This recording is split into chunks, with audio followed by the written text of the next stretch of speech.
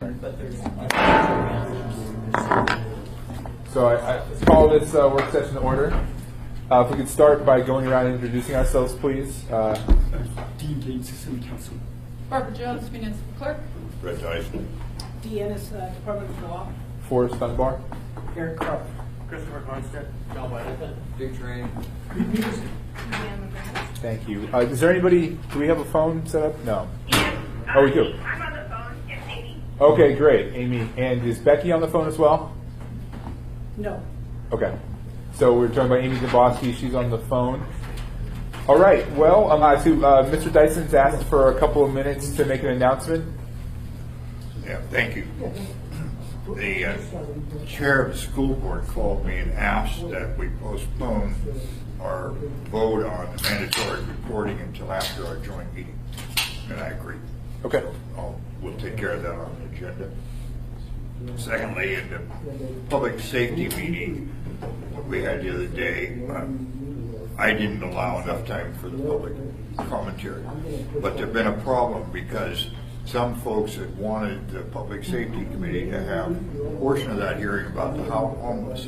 Okay. I said, no way if Nancy can't be there. I got the message that Nancy couldn't be there, and it wasn't on the schedule. But there was a whole bunch of folks had their knickers in a knot about that. I just had a good conversation with Ethan and Nancy, and they think we should go ahead and have another public safety meeting on the homeless issue. And I'm trying to make it within the next 2 weeks. And the mayor and Nancy are interested in having it so they can get the message out, maybe first horse out of the chute, on what they are doing and so on. So those two things are up. I slightly apologize for not having more people. Thank you, Mr. Dyson. Pardon? I said thank you. Yep. And you, as is the topic of this this work session, you will now be the sole public safety chair, so you'll have a little bit more work to do there. For those who, for some reason, might not be aware, Mr. Steele has submitted his letter of resignation effective June 12th. He will not be joining us on June 12th. This resolution that I am putting forward with my colleague, Mr. Croft, will declare a vacancy, call a special election. In its current form, it does not appoint an interim person. But I have an amendment here that Ms. Wynn Pearson and Mr. Gates drafted that would allow us to do appoint an interim person. As you'll see, it's pretty involved. So the kind of code we have to comply with and the provisions of the charter are place certain strictures on what we can do. And so I don't know if Ms. Jones, if you would be willing to speak to the process for the special election first, and then if you and Mr. Gates could speak about the appointment, I'd appreciate it. Yes, Mr. Chair. First, the clerk's office role was this page right here. So Amy Solberg has joined us. She is here and is our election coordinator. Amy and I drafted the proposed calendar. And I'll tell you where we start with the calendar, and Assembly Council Dean Gates, of course, reviewed it as well. So where we start when we're doing the calendar is you have 60 days from the date of the vacancy to hold the election. So if the vacancy is effective on June 12th, we start from 60 days, which was August 12th, and work back from there. And we picked the Tuesday before it expired. I tried to do it on a Saturday. I tried to do it on a Friday. Unfortunately, we discovered, which I didn't know, that the way the code is written, all of the driver dates, which you can see in the right-hand column, are all divisible by 7. So if we had a Saturday election, filing for office opens on Saturday and it closes on a Saturday. And so we liked Mr. Croft's idea, but unfortunately the way the code is set up right now, it was problematic. So this is where we started again with a special election on August 7th, and then all of the other dates just drive backwards. It would mean filing for office opens on June 26th. It means it closes on July 3rd. Ballot packages would be mailed on July 17th. So those are some of the key dates. And if you have any other questions, Dean drafted the AR, and we filled in the dates from this calendar. So that's basically where we started from. And I know, Mr. Chair, can we see if anybody has any questions about this before we go to the floor amendment? Yeah, Mr. Peterson. Thank you, Mr. Chairman. So, if I'm remembering correctly, Tim was actually appointed to his original position on the Assembly when Harriet Drummond was elected to the legislature, and then he was subsequently elected to that post. And is that the normal procedure? As I recall, that's happened at several other times in the past, that a person was appointed in the interim one, so there wouldn't be a vacancy. Through the chair, there is a different circumstance, and the circumstance is that in that situation, well, let me tell you two code provisions. The first one is that you must have a special election if the vacancy is for longer than 6 months. So that's one issue. In this circumstance, because the regular election isn't until April of 2019, you must have a special election. In that circumstance, you did not need to have a special election because it was less than 6 months before the regular election. Number two, Harriet was elected the first part of November. The resolution to fill the vacancy was passed December 1st, and you started accepting applications. I believe we advertised in December. You accepted applications and appointed in January. So you had more time, because even though her resignation wasn't effective until January 19th or so, you started the process on like February or November 8th. So you started the process almost 2 months earlier. You don't have that luxury here. Mr. Trainee and then Mr. Croft. Thank you, Mr. Peterson. Barbara, since you're going to be out having an operation this time period, I want to be sure we hire Dennis Wheeler on contract to oversee this election process. He's got the expertise. He helped us with the last one. Just want to make sure we get him there involved in this. Okay? Do you need that? Or do you have other arrangements? Through the chair, Mr. Trainee, what the situation I would like to discuss is that I think we have a great election team. And I'd like to let you know that Amy Solberg is here. She's our election coordinator. We've done a great job cross-training Amy, Carolyn Hall Jensen on outreach and education, and then Cindy Hawkins, who is a temporary election worker, but is our data technology team lead. I think we have a really good, solid team. However, there are some gaps for coordination between the teams and other matters that these folks have never done and probably wouldn't be able to do. And so I do think that it would be prudent to have RDI as they're a contractor. We need our other contractors on board. We need Fluence, formerly Bell and Howell. We need Dominion. We need K&H.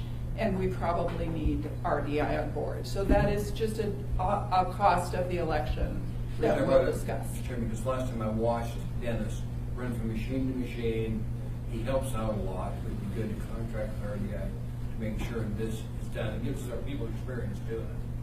So, Madam Clerk, when would you, thank you, Mr. Trainee, when would we put those on the agenda for approval, or could you take them out of your budget and then we backfill later? How would that actually work in terms of the logistics of those contracts? Well, their purchase orders, I've requested all of our vendors to give us proposals for what it would cost to do this special election. And I'm waiting to get numbers back from them, and we'll do a purchase order. And for the ones that are over the contracting amount, we'll come to you for approval. And ultimately, we're going to need an appropriation. So we're going to come to you for an appropriation. And we'll do that as soon as we have everything together. Thank you, Madam Clerk. So we have Eric and then John and Chris. Eric? So, yeah, saving the discussion on the amendment, of course, later, but on the amendment, what Barbara was referring to is we had a discussion at the committee, at the elections committee, about why we needed, now that we're in vote by mail, do we really need it still on a Tuesday?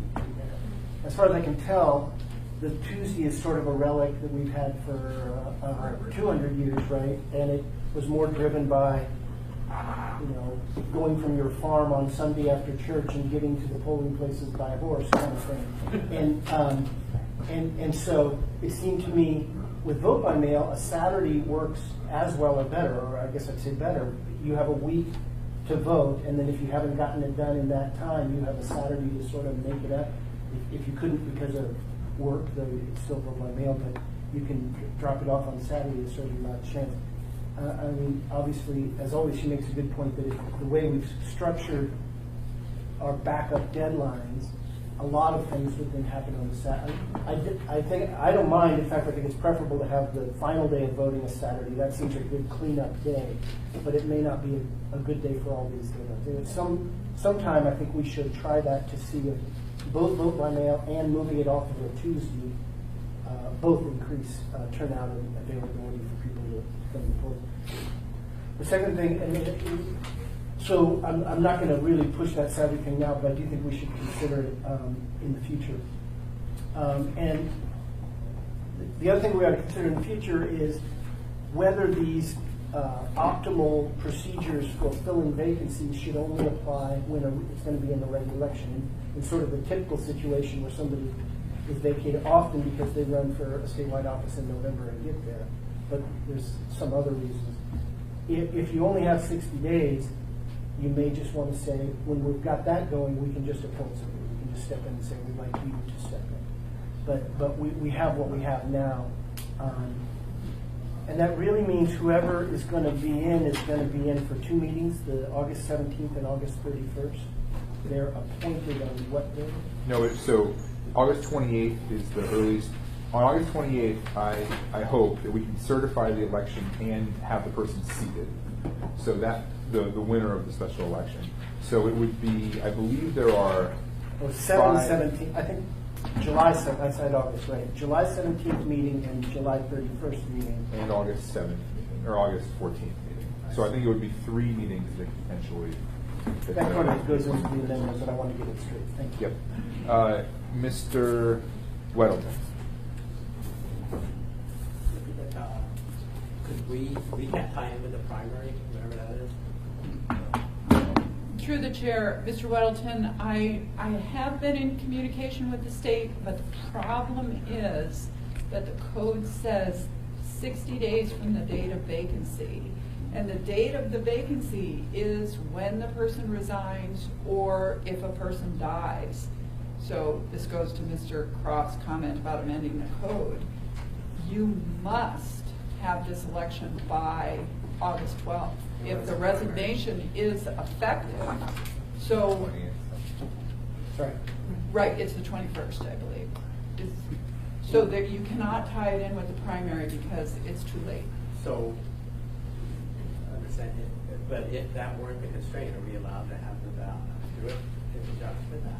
Through the chair, Mr. Weddleton, the code authorizes the clerk to enter into agreements with the state to run municipal elections. So that would certainly be a possibility if the state would agree to it. Unfortunately, in this circumstance, one of the additional problems they can have is, as Well, as you know, the deadline for filing with the state was June 1st. Our deadline for filing isn't until July 3rd. So I'm not positive, even if the state would be willing to enter into that agreement, if our time frame is realistic. So this is something that you'll need to look at in these amendments, as Mr. Croft has said. These timelines are so short, and it's my opinion that they were created when Anchorage was a much smaller community, and I'm not positive that they're practical anymore. Mr. Gates? Good question. Yes.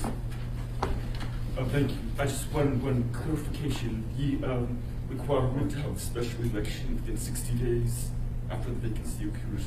That's in the charter. So if we wanted to change that, we need an election. We need the charter. Thank you, Mr. Gates. Mr. Constant? Yeah, two things. On the Saturday question, I think Saturday works great up until June 15th probably. And then in the summer, Saturdays are really bad for doing any business in Alaska. And so I would be hesitant to contemplate that too deeply in the summertime. But I'm curious, not just on the cost factors, but if this, in your opinion, would in some ways bring down the cost of our broader election issue because we're using it more. You know, is there value in doing our vote by mail that actually saves and creates efficiencies, gives us better training, et cetera? What are your thoughts on that? Through the chair, one of the discussions that you may want to have when we look at code amendments is perhaps putting the LRSA elections at a different time in a vote by mail election. The LRSA elections, there's 23 races on every ballot. You know that we had issues with the large ballot this time. It would reduce the number of ballot styles in your regular election. So it would simplify the regular election, reduce those costs, and then you could just focus on the LRSAs. So the answer to your question is yes. I think you could become more efficient, improve training, make elections more relevant for voters if you did more elections in 1 year. Okay, Mr. Trainee? For a timeline to get this down to the printer, to get the ballots back, what are we looking at? Are we going to mail the ballots out of whatever town, Everett, Washington, or something? What are we going to do? Well, Mr. Dunbar authorized me to confidentially contact our vendors, and I did so.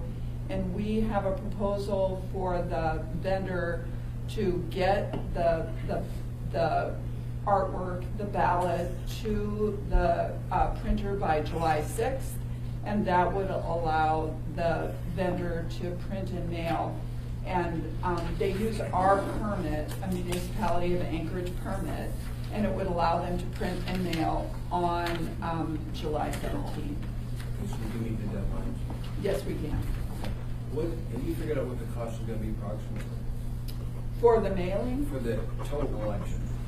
I've made a couple of guesstimates, but I think that I might be better served if I wait until I get those proposals back from the vendors. Thanks, Barbara. And I'll get that to you as soon as we get a number back.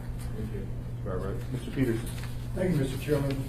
And how many registered voters do we have in the West Anchorage district? Through the chair, I estimate between about 40 and 55,000. Okay. Great. Ms. LaFrance? Thank you, Mr. Chair. Mr. Dunbar, or Mr. Constant has a good point about summer affecting travel schedules. What's the plan for voter outreach for this special election? Or how would it be handled? Through the chair, Ms. LaFrance, we have a notice of election that's ready to go into the paper on Thursday, the 14th. Because it's a smaller group, we will conduct outreach, but it won't be like a regular election. I think one of our best sources is the Federation of Community Councils, the community councils, and we're hoping that our outreach using social media we're probably not going to use paid media because I think that'll just increase our costs unnecessarily because we don't think people get information from our paid media. So if you have some ideas for us, please let us know. Thank you, Mr. Friend. So I wanted to ask a question about the June 26th filing opening and the notice of vacancy published. Am I reading this right? This might be for you, Mr. Gates, but can we not make that earlier because of AMC 2820030? At least 42 days, does that mean that, or not earlier than 42 days, does that mean we can't push it back, so we can't do it sooner? It can't be less than 42, correct? Okay, and so for, I know that this seat is going to attract interest and some people are going to probably file next week, or want to file next week, or announce next week. Can they, perhaps you're the wrong people to ask, but can they start campaigning? Can they raise and spend money before the 26th? Well, 18 months in advance in an election that's been set, will we set it in a way that APOC will recognize immediately on the 12th?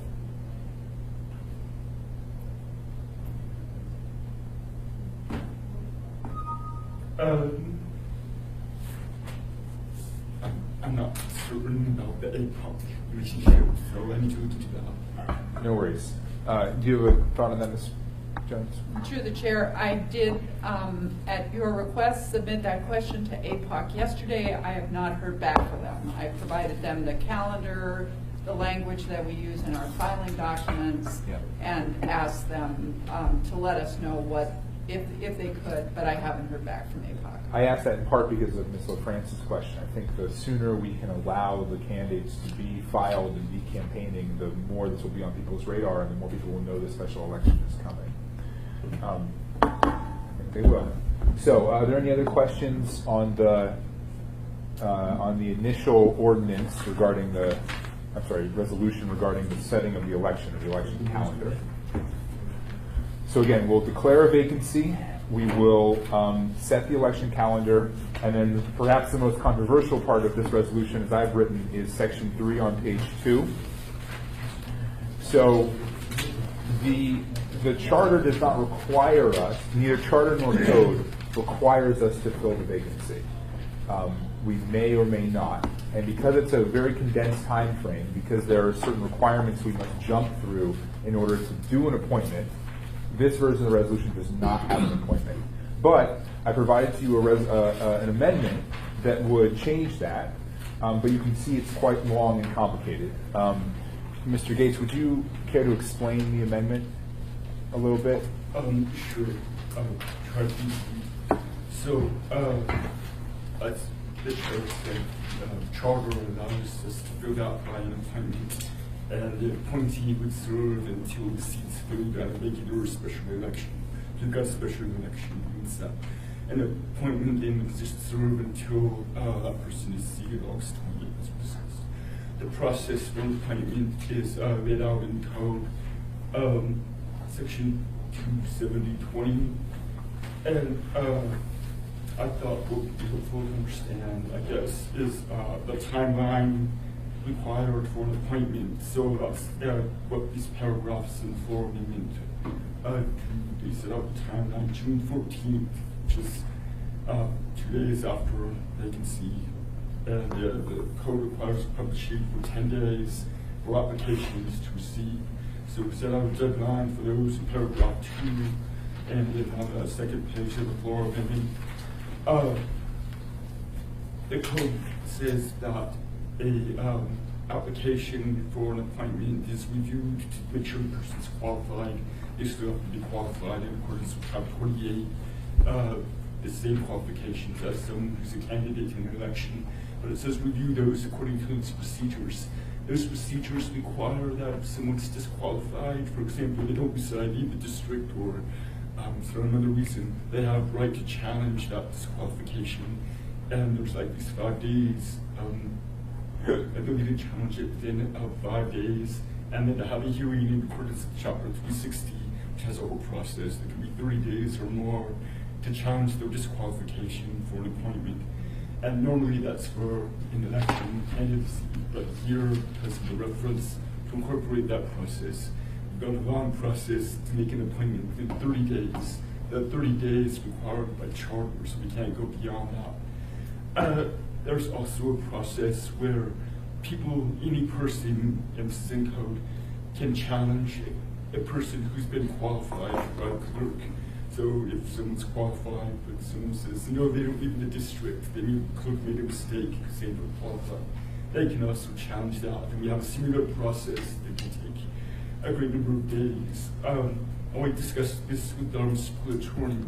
Said, can we shorten these time frames in code so that we comply with the 30 days required for an appointment that's in charter? And she didn't think we can. But at the end here, in paragraph 7, it's clear that if there's a challenge or an appeal of a disqualification, it may be pending, but we proceed to make the appointment within 30 days, and without appointment, if there's an outstanding and pending appeal or challenge, when it concludes and indeed there's a reversal, that appointment's validity is in question then. And perhaps if the person was seated for, I guess it's like 3 meetings, decisions made that were perhaps 6-5 or 6 votes passed something, perhaps the validity of those votes would also be in question. So as you can see, there's a little domino effect here for having an appointment. Now perhaps nobody will be disqualified, there will be no disqualification. Perhaps there will be no challenges, but we don't know that yet. I don't have a crystal ball that circumstance, but we have to plan for it. So with all these complexities of an appointment and the benefit being, I guess, that you will have 11 members for 3 meetings instead of 10, you need to weigh it out in terms of whether you decide you want to move this amendment and fill the seat in an appointment. Thank you, Mr. Gates. Mr. Train. What we've done in the past, I've done this a couple of times, is we invite people to log into the assembly, we're going to appoint, to send their applications in, and then we bring them into a meeting like this, we ask them questions. Why do you want to serve? Do you know the time commitment to it? And then at the Senate meeting, somebody makes a motion to bring the name forward, somebody seconds it, but it's a public vote. So keep in mind, your vote will be in public, it's not a secret ballot. So, it's what we've done before. Thank you. Mr. Weddleton, then Mr. Croft. I guess, I mean, they'd only be on for 3 meetings. The question is, can Eric handle it by himself for 3 more meetings? I thought I could, but Turnigan and Spinardi think I can't. So what, 10 people or 20 people? No, well, anyway, can I speak to that? Yeah, were you done? That's what you wanted to say? Okay, that was your comment. Thanks. On the technical point, on Dean's point that we have it 30 days afterwards, I mean, part of the solution to that is say, okay, well, we'll hear from everybody, because there's not a legal challenge to our decisions if it's done openly, and we, you know, even if there's some with asterisks, we're not really sure where you live, but we'll listen to you and we'll make a decision on who's the best. Am I right, Dean, that as long as we pick somebody, that decision isn't challengeable, as long as we do it with the right procedures?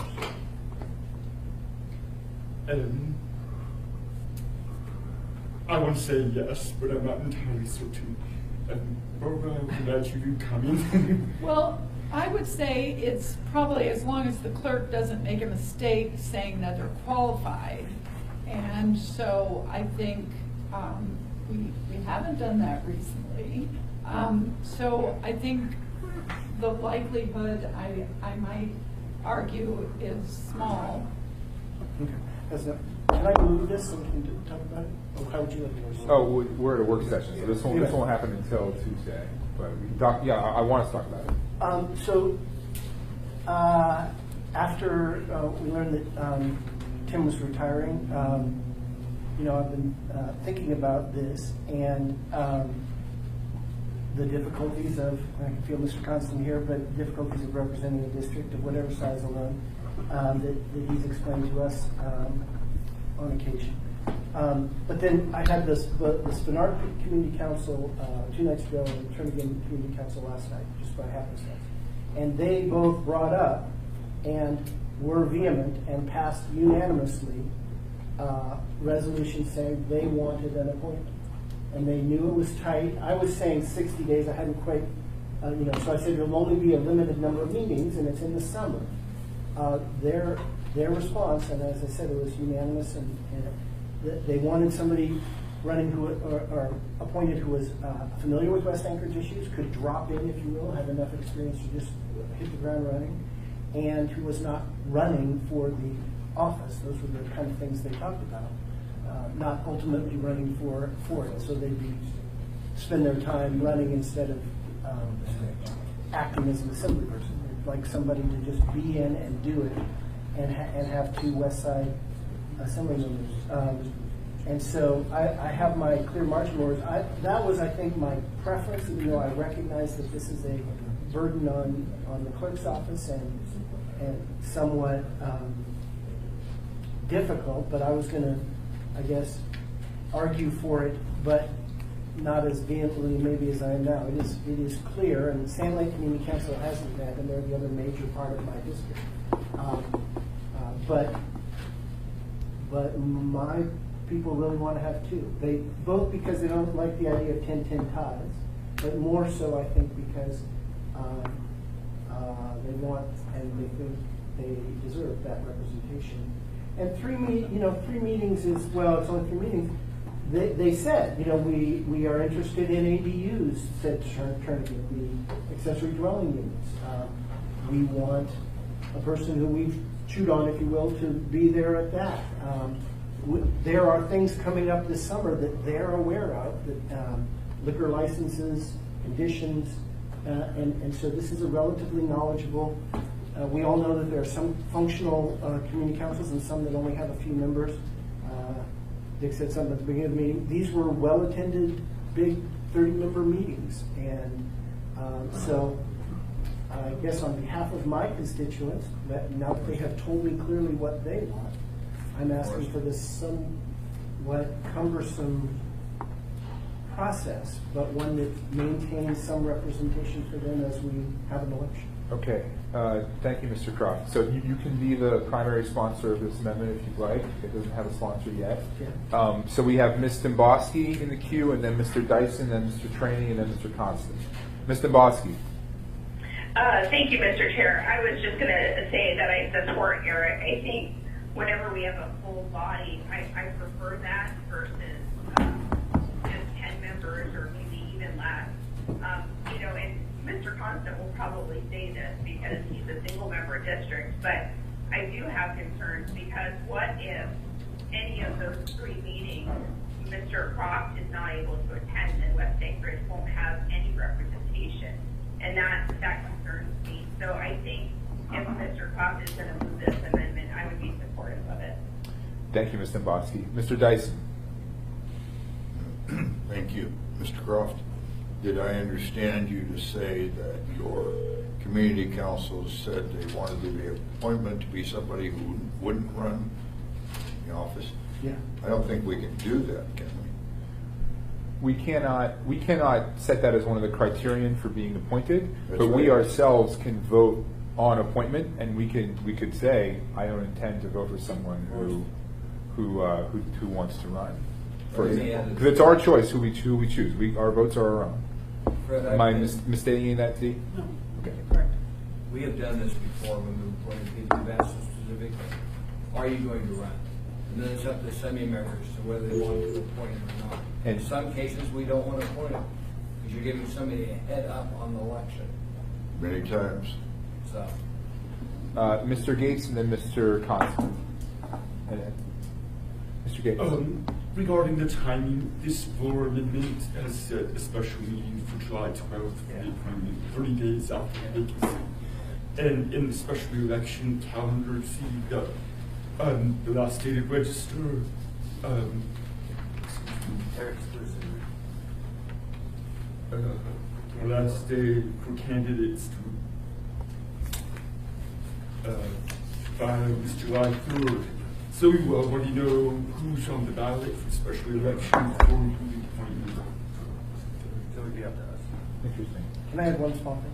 Yeah, Mr. Which Crowe. I should have thought of, and it was only Amy's comment that my family does have a vacation plan this summer, and I planned it so that I would only miss one meeting, and I remember doing that, so we leave shortly after the 17th meeting. I'll miss the July 31st, I'll be back. I leave just after the 17th, and we'll be back for the August meeting, but I'll be gone July 31st. Okay. Mr. Constance, did you want to say something else, or that was your point? No, that wasn't it, but I definitely was going to make that point. And I was just going to affirm both Mr. Lasky and Mr. Croft that it's a lot of work being the single member and a burden that is pretty challenging. And I think that a full body is better than a partial body. And I would be supportive and ask to also be included as a sponsor of this event. Thank you, Mr. Constance. Mr. Trainee.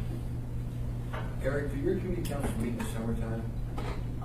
They're not going to meet in July and August, so this was the last meeting until September of Turnigan and Spinard, and Sand Lake took off June as well, so 2 and 3 months. They won't be meeting in the summertime. No.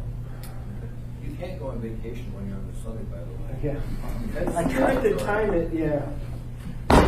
Thank We'll you. have 2 vacancies. So it sounds like there's a lot of support for the idea of an amendment. So we could either, I guess I could do it as an S version, or we could just do it as a floor amendment. I think my preference is to just have it as a floor amendment on Tuesday, and we'll recapitulate this conversation a little bit, and then probably amend it. Mr. Gates, did you want to say something? We also need to consider the costs for an appointment, if there's publication and so forth. I think we estimated over $10,000 overall. But we need to make sure we have that money. Yeah, could you summarize that, Ms. Jones? Yes, interestingly, there are 2 things that I'd like to do. First, the cost, and that's presented in section 3, number 1. We're talking about publishing in a newspaper of general circulation.